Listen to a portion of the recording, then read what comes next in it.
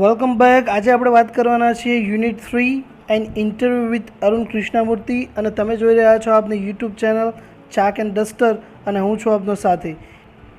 યુનિટની શરૂઆત કરતાં પહેલાં અરુણ કૃષ્ણમૂર્તિ કોણ છે એમનો આપણે થોડો પરિચય મેળવીએ।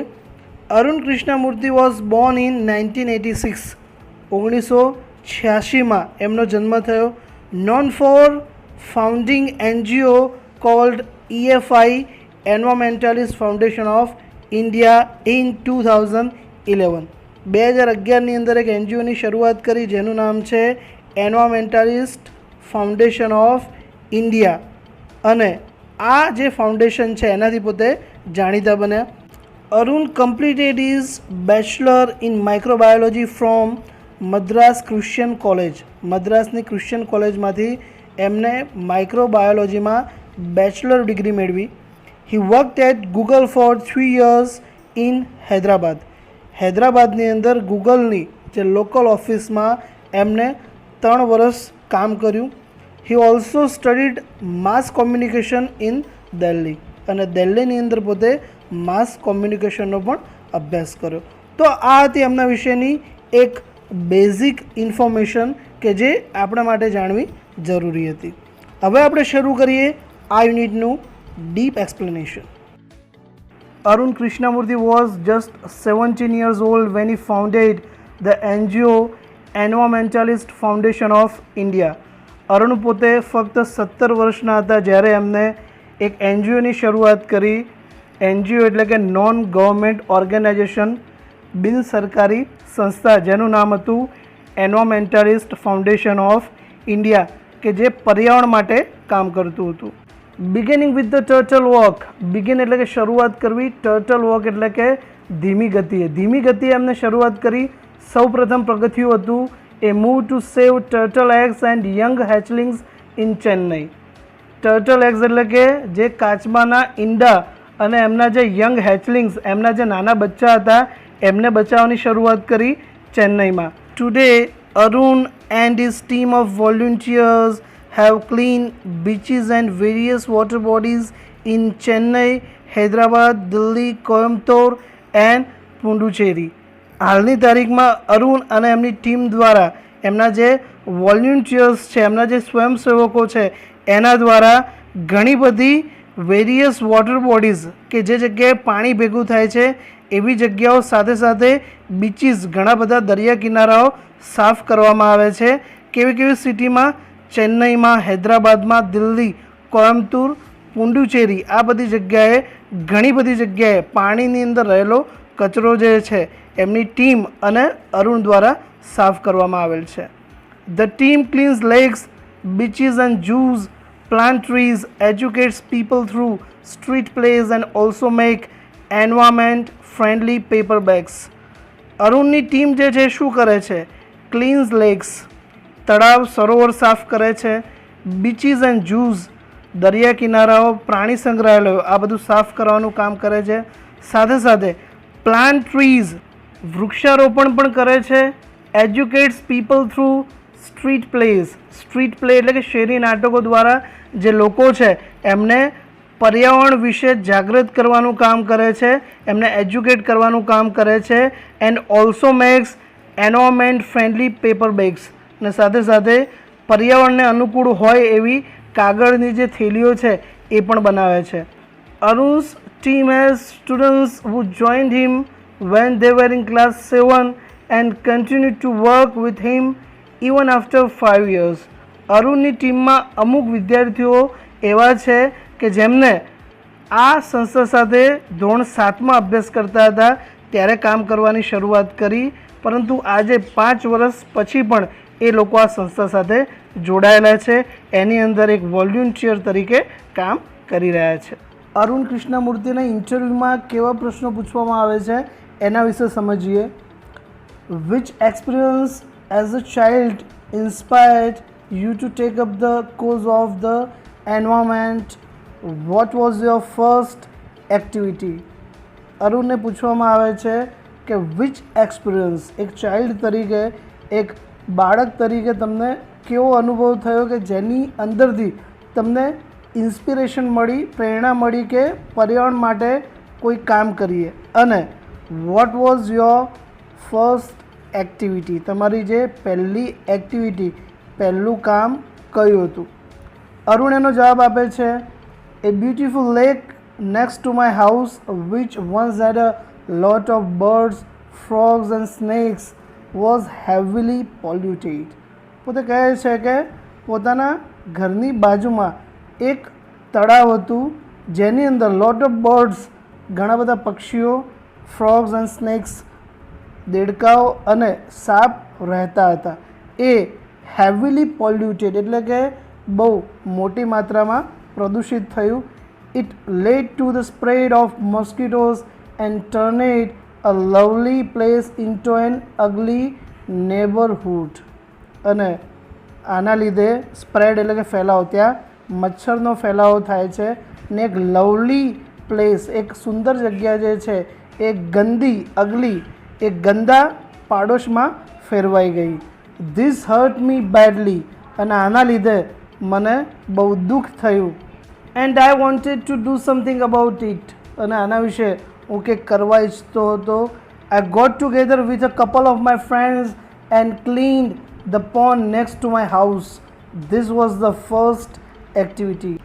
અરુણ કહે છે કે એમને પોતાના અમુક મિત્રોને ભેગા કર્યા અને મિત્રોની મદદથી એ જે ગંદુ થયેલું તળાવ છે એ સાફ કર્યું, અને એ એમના લાઈફની સૌપ્રથમ એક્ટિવિટી હતી કે જેની અંદર એમને પર્યાવરણ માટે કંઈક કામ કર્યું હોય.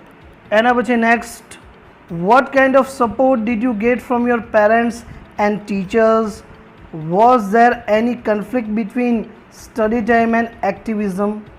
પછીના પ્રશ્નો એવા હતા કે what kind of support did you get from your parents and teacher? કેવા પ્રકારનો સપોર્ટ, કેવા પ્રકારની મદદ તમને મળી તમારા પેરેન્ટ્સ, તમારા માતા પિતા અને શિક્ષકો તરફથી? was there any conflict? કોઈ વિવાદ થતો હતો જ્યારે અભ્યાસનો સમય હોય અથવા તો તમારી એક પર્યાવરણ અંગેની પ્રવૃત્તિ હોય, બંને વચ્ચે કોઈ વિવાદ થતો હતો? તો આ પ્રકારના પ્રશ્નો જે છે એ અરુણને પૂછવામાં આવ્યા. એનો જવાબ પોતે આપે છે, I have supportive parents who understood that my interest was the environment. Arun કહે છે કે મારા પેરેન્ટ્સ હતા એ પોતે સપોર્ટિવ હતા, મદદરૂપ હતા, કે જે પોતે અન્ડરસ્ટેન્ડ કરતા હતા, સમજતા હતા કે મારો જે રસનો વિષય છે એ એન્વાયરમેન્ટ છે, પર્યાવરણ છે. they have never stopped me from doing what I want. they have never stopped, એમને મને ક્યારે રોક્યો નહોતો એ કરવા માટે કે જે હું ઈચ્છતો હતો. on my part, અને મારા પાર્ટ ઉપર, મારા ભાગ ઉપર, I also made sure, હું એ વસ્તુની ખાતરી રાખતો that I did not fail my parents in any way, કે મારા જે માતા પિતાએ મારા ઉપર વિશ્વાસ મૂક્યો છે એની અંદર એ ક્યારે પણ ખોટા સાબિત ના થાય એની પોતે ખાતરી રાખતા. I always informed them about everything that I did and I took there advice before jumping into actions. અને પોતે કહે છે આઈ ઓલવેઝ ઇન્ફોર્મ ધેમ, હંમેશા એમને હું માહિતી આપતો કે પોતે શું કરવા જઈ રહ્યા છે, everything that I did and took there advice, અને એમની સલાહ લેતો બિફોર જમ્પિંગ ઇન્ટુ એક્શન્સ. એ પ્રવૃત્તિ કરતાં પહેલાં, એની અંદર ઝંપલાવતા પહેલાં એમની હું સલાહ લેતો. I have teachers who taught me how to go about things. અને શિક્ષકો પણ એવા મળ્યા હતા કે જેમને એ શીખ્યું હતું કે કોઈ પણ બાબતમાં કઈ રીતે આગળ વધવું, how to go about things. They also taught me humility. Humility એટલે કે માનવતા. એમને શિક્ષકોએ માનવતાના ગુણો પણ શીખવેલા હતા. So that I did not become a snobbish or arrogant, જેથી કરીને હું સ્નોબિશ કે એરોગન્ટ, એક અભિમાની કે ઘમંડી ના બની જાઉં.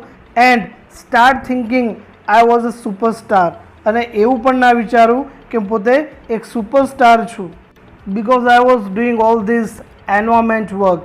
આ પ્રકારના હું પર્યાવરણ અંગેના કામ કરું છું એટલે હું મારી જાતમાં ઘમંડી ના બની જાઉં, અભિમાની ના બની જાઉં. સાથે સાથે એવું પણ હું ના વિચારું હું કંઈક અલગ જ વ્યક્તિત્વ ધરાવું છું, એવું ન વિચારું. એવા સંસ્કાર પણ શિક્ષકોએ આપ્યા છે. They taught me to be simple and keep learning all the time. જે શિક્ષકો છે એમને એવું શીખ્યું છે કે ટુ બી સિમ્પલ, એકદમ સરળ રહેવું and keep learning all the time, અને દર વખતે કંઈક ના કંઈક શીખતા રહેવું જોઈએ એવું એમને શીખવ્યું છે. I am not an activist, I am an environmentalist. I have learnt so much by doing this work. પોતે એવું કહે છે કે હું કોઈ એક્ટિવિસ્ટ નથી, હું એક કાર્યકર્તા નથી, હું એક એન્વાયરમેન્ટલિસ્ટ છું, એક પર્યાવરણવિદ છું જે પર્યાવરણ માટે કામ કરે છે, અને આ કામ દ્વારા હું ઘણું બધું શીખ્યો છું. એના પછી અરુણને ક્વેશ્ચન કરવામાં આવે છે કે how did your school and college further your interest. તમારી શાળા અને તમારી જે કોલેજ છે એ તમારો રસનો વિષય કઈ રીતે બનાવ્યા, અથવા તો તમારો જે રસ વધારવામાં જે શાળા અને કોલેજ છે એમને કઈ રીતે ભાગ ભજવ્યો. અરુણ એનો જવાબ આપે છે both my school and college had plenty of green cover and both were home to several other life forms. Arun પોતે કહે છે કે મારી જે શાળા અને કોલેજની અંદર વિશાળ માત્રામાં ગ્રીન કવર જોવા મળે છે, એટલે કે વૃક્ષો જોવા મળે છે, અને આ જે વૃક્ષો જે છે એ ઘણી બધી લાઈફ માટે, એટલે કે ઘણા બધા જીવો માટે એક ઘર સમાન છે.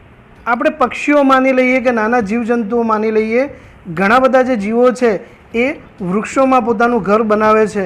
તો આ પ્રકારના જે વૃક્ષો જે છે એ ઘણા બધા જીવો માટે એક ઘર સમાન છે.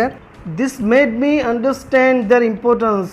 અને આના કારણે એમનું જે ઇમ્પોર્ટન્સ, એમનું જે મહત્ત્વ છે એ મને સમજાય છે. How beautiful they are. અને એ પણ સમજાય છે કે આ વૃક્ષો જે છે એ કેટલા સુંદર છે, and why we need to protect them. અને એમનું રક્ષણ આપણે કેમ કરવું જોઈએ એનો પણ ખ્યાલ આવે છે. These animals are on their own, find their own food and are always active, on the move and never lazy. આ જે બધા એનિમલ્સ છે, બધા પ્રાણીઓ છે, આર ઓન ધેર ઓન, એ પોતાની રીતે જીવે છે. ફાઇન્ડ ધેર ઓન ફૂડ, પોતાનું જે ફૂડ છે એ જાતે શોધે છે. આર ઓલવેઝ એક્ટિવ, હંમેશા સક્રિય રહે છે. ઓન ધ મૂવ, હંમેશા હલનચલન કરતા હોય છે. એન્ડ નેવર લેઝી, અને ક્યારે પણ આળસ કરતા નથી. It is so positive. અને આ જે એનિમલ વિશેની આ જે બાબત છે એ ઘણી બધી હકારાત્મક છે, જેમાંથી આપણને કંઈ શીખવા મળે છે. We have a lot to learn from them. એમાંથી આપણે ઘણું બધું શીખી શકીએ છીએ. એના પછી ઇન્ટરવ્યુઅર ક્વેશ્ચન કરે છે કે did you feel any hesitation in quitting a well paying job and venturing into this full time? What were the options you weighed before you arrived at your decision? અરુણને પૂછવામાં આવે છે કે આટલી સરસ એક વેલ પેઇંગ જોબ હતી કે જેમાંથી તમને સારી એવી સેલરી મળી રહી હતી, એ છોડતી વખતે તમને અચકાટ થયો, અથવા તો તમે જ્યારે જોબ છોડી રહ્યા હતા ત્યારે તમે કયા કયા ઓપ્શન્સ ઉપર, એટલે કે કયા કયા વિકલ્પો વિશે વિચાર કર્યો હતો, અથવા તો કેવા વિકલ્પો તમારી સામે આવ્યા હતા? અરુણ જવાબ આપે છે કે it is always good to decide in favour of what you really love to do. અને અરુણ કહે છે કે ઇટ ઇઝ ઓલવેઝ ગુડ, એ જે છે એ હંમેશા સારું હોય છે, to decide in favour of what you really love to do. જે કામ કરવું તમને પસંદ છે અને એના પક્ષમાં તમે જ્યારે નિર્ણય લો છો તો તમારું જે ડિસિઝન હોય છે, જે નિર્ણય હોય છે, હંમેશા એ સારો નિર્ણય હોય છે. I quit my job at Google but I still keep in touch with my friends. ગૂગલમાં મારી જોબ છે એ મેં છોડી છે, પરંતુ ત્યાંના મિત્રો સાથે હજી પણ હું સંપર્કમાં છું. So only my duties at Google have come to an end, not my emotional bond. એટલે પોતે કહે છે કે મારી જે જોબ હતી એ જ ત્યાં પૂરી થઈ છે ગૂગલમાં, પરંતુ ત્યાંના લોકો સાથેનો જે મારો ઇમોશનલ બોન્ડ, જે લાગણીભર્યા સંબંધો જે છે એ આજની તારીખમાં અકબંધ છે. I understood that I had to leave the job at that made in 2010 or else I would never be daring enough to do so. Arun પોતે કહે છે કે એ બાબત હું સમજી ગયો હતો કે 2010ની એ મિનિટે મારે જોબ છોડી દેવી હતી. જો છોડી ન હોત તો આજ સુધી એ જોબ છોડવા માટેનું સાહસ હું કરી શક્યો હોત નહીં. I could not sit back and enjoy life when environmental damage was happening on such a large scale. હું શાંતિથી બેસી ન શક્યો અને મારી જે લાઈફ છે એને એન્જોય ના કરી શકો, જ્યારે એન્વાયરમેન્ટલ ડેમેજ આટલા પ્રમાણમાં, આટલા વિશાળ પ્રમાણમાં પર્યાવરણને નુકસાન થઈ રહ્યું હતું, ત્યારે પોતે આરામથી બેસી શક્યા નહીં. આઈ વોન્ટેડ ટુ ડૂ સમથિંગ, પોતે એવું કહે છે કે હું કંઈક કરવા ઈચ્છતો હતો, and that something needed my full attention, અને કંઈક જે કરવા માટે જે કંઈક હતું પર્યાવરણ માટે, એ કંઈક એવું હતું કે જેના માટે અરુણને પોતાનું સંપૂર્ણ ધ્યાન એની પાછળ આપવું જરૂરી હતું. So I left Google for EFI. એટલા માટે પોતે એવું કહે છે કે EFI માટે, એન્વાયરમેન્ટલિસ્ટ ફાઉન્ડેશન ઓફ ઇન્ડિયા માટે પોતે ગૂગલની વેલ પેઇંગ જોબ છે એ છોડી દીધી હતી. તો બસ મિત્રો, આ વિડીયોમાં આટલું જ. ફરીથી મળીશું એક નવા વિડીયો સાથે. ત્યાં સુધી keep learning, keep watching. Thank you.